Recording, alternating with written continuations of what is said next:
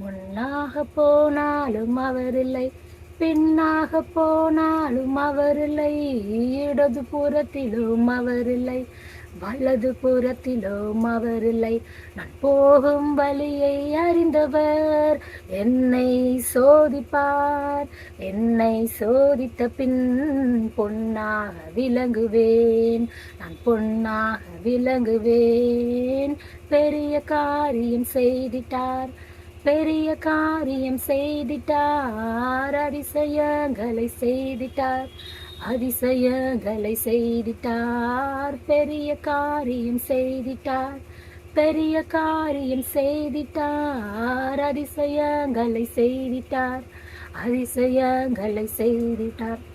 So இந்த மாதிரி புலம்பிகிட்டு இருக்கிறீங்களா நீங்கள்? ஸோ உங்க எல்லாத்துக்கும் ஒரு வசனம், ஏசாயா 30:21